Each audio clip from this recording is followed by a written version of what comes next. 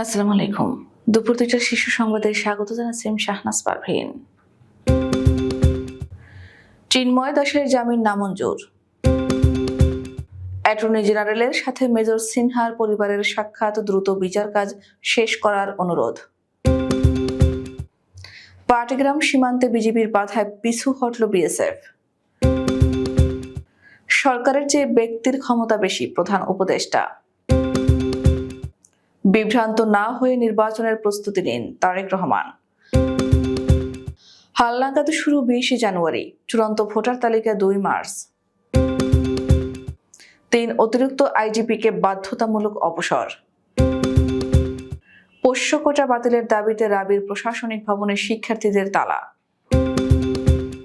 চুয়াডাঙ্গায় দেশের সর্বনিম্ন তাপমাত্রা নামল ৯.৮ ডিগ্রিতে। দেশে নতুন ভোটার সংখ্যা বেড়েছে ১৮,৩৩,৩৫২। ট্রাম্পকে কড়া হুঁশিয়ারি ইরানের শীর্ষ সামরিক কর্মকর্তাদের। এবং আশা জাগানিয়া কিছু প্রত্যাশা করা বড়ই কঠিন হয়ে পড়েছে, জাতিসংঘ মহাসচিব। শুনছিলেন শিরোনাম, এবার বিস্তারিত। রাষ্ট্রদ্রোহ মামলায় সাবেক ইসকন নেতা ও বাংলাদেশ সম্মিলিত সনাতনী জাগরণ জোটের মুখপাত্র চিন্ময় কৃষ্ণ দাস ব্রহ্মচারীর জামিন আবেদন নামঞ্জুর করেছেন আদালত। আজ বৃহস্পতিবার সকালে চট্টগ্রামের মহানগর দায়রা জজ সাইফুল ইসলাম দুই পক্ষের যুক্তিতর্ক শুনে জামিন নামঞ্জুর করেন। তবে চিন্ময়কে এদিন আদালতে হাজির করা হয়নি। আদালতে আইনজীবীর উপস্থিতিতে আসামির ভার্চুয়াল হাজিরায় জামিন শুনানি হয়। শুনানিতে চিন্ময়ের পক্ষে ছিলেন অপূর্ব কুমার ভট্টাচার্যের নেতৃত্বে সুপ্রিম কোর্টের ১১ আইনজীবীর একটি দল। চট্টগ্রাম মহানগর দায়রা জজ আদালতের সহকারী পিপি মফিদুল হক ভূঁইয়া এ তথ্য নিশ্চিত করেছেন। তিনি বলেন, শুনানি হয়েছে, শুনানি শেষে আদালত জামিন আবেদন নামঞ্জুর করেছেন। চিন্ময়কে এদিন আদালতে হাজির করা হয়নি। আদালতে আইনজীবীর উপস্থিতিতে আসামির ভার্চুয়াল হাজিরায় জামিন শুনানি হয়। চট্টগ্রাম জেলা আইনজীবী সমিতির সভাপতি নাজিম উদ্দিন চৌধুরী সাংবাদিকদের বলেন, জামিন শুনানিতে রাষ্ট্রপক্ষ আপত্তি জানিয়ে বলেছে, এটি রাষ্ট্রদ্রোহ মামলা, এর সর্বোচ্চ সাজা যাবজ্জীবন। আদালত জামিন নামঞ্জুর করেছেন। কেউ সংক্ষুব্ধ হলে উচ্চ আদালতে যাবার সুযোগ রয়েছে। ছেলে হত্যার বিচার কাজ দ্রুত শেষ করতে অ্যাটর্নি জেনারেলের সাথে সাক্ষাৎ করেছেন পুলিশের গুলিতে নিহত অবসরপ্রাপ্ত মেজর সিনহা মোহাম্মদ রাশেদের মা নাসিমা আক্তার। বৃহস্পতিবার বেলা 10:30টার দিকে হাইকোর্টে অ্যাটর্নি জেনারেল অফিসে সাক্ষাৎ করেন তিনি। এ সময় তার সাথে মেজর সিনহার বোন শারমিন শাহরিয়ার ফেরদৌস সহ আরো কয়েকজন ছিলেন। সাক্ষাৎ শেষে গণমাধ্যমের সাথে কথা বলেন মেজর সিনহার পরিবার। তারা বলেন, এতদিনেও চাঞ্চল্যকর এই হত্যাকাণ্ডের বিচার কাজ শেষ না হওয়ায় আসামিদের সাজা কার্যকর না হওয়া দুঃখজনক। তবে তারা আশাবাদী দ্রুতই হাইকোর্টে আপিল শুনানি শুরু হবে। এ সময় অবসরপ্রাপ্ত একজন সেনা কর্মকর্তা বলেন, বিগত সরকারের প্রত্যক্ষ মদদে বিচার কাজ আটকে ছিল। ২০২০ সালের ৩১ জুলাই রাতে টেকনাফের মেরিন ড্রাইভে অবসরপ্রাপ্ত মেজর সিনহাকে গুলি করে হত্যা করা হয়। পরে ২০২২ সালের ৩১ জানুয়ারি কক্সবাজারের জেলা ও দায়রা জজ আদালত এই মামলায় দুজনের মৃত্যুদণ্ড, ৬ জনকে যাবজ্জীবন কারাদণ্ডের আদেশ দেন। লালমনিরহাটের পাটগ্রাম সীমান্তের দহগ্রামে কাঁটাতারের বেড়া নির্মাণকালে বিজিবির বাধায় পিছু হটেছে ভারতীয় সীমান্ত রক্ষী বাহিনী বিএসএফ।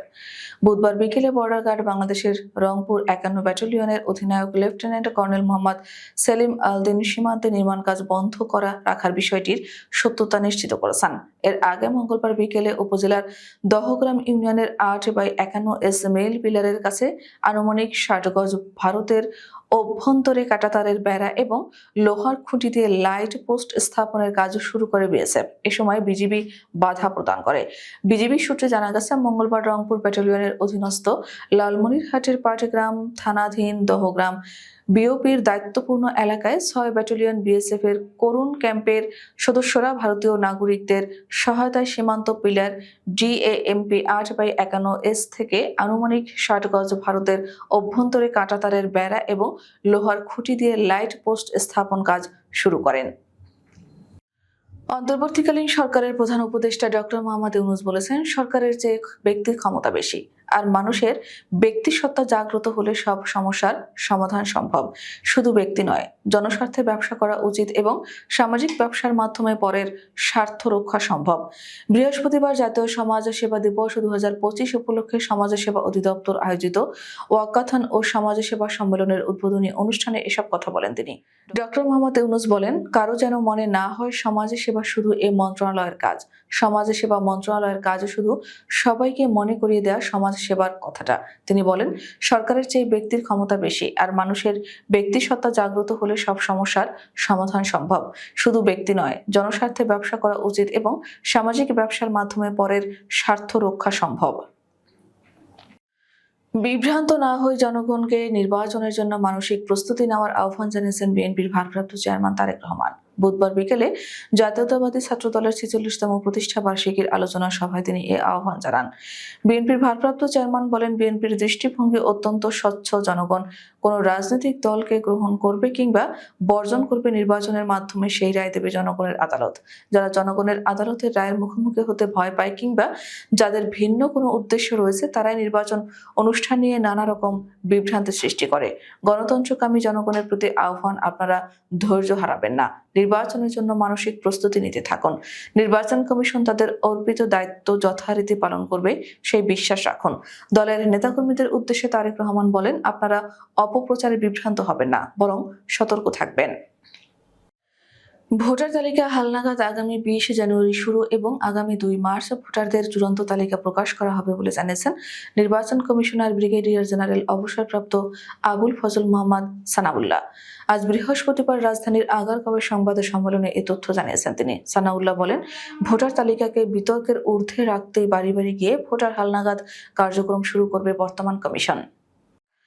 পুলিশের অতিরিক্ত আইজিপি পদমর্যাদার 3 কর্মকর্তাকে এবার বাধ্যতামূলক অবসর দিয়েছে সরকার। তারা হলেন পুলিশ স্টাফ কলেজের রেক্টর মল্লিক ফখরুল ইসলাম, পুলিশ টেলিকমের প্রধান ওয়াইএম বেলালুর রহমান এবং পুলিশ সদর দপ্তরের অতিরিক্ত আইজিপি সেলিম মোহাম্মদ জাহাঙ্গীর।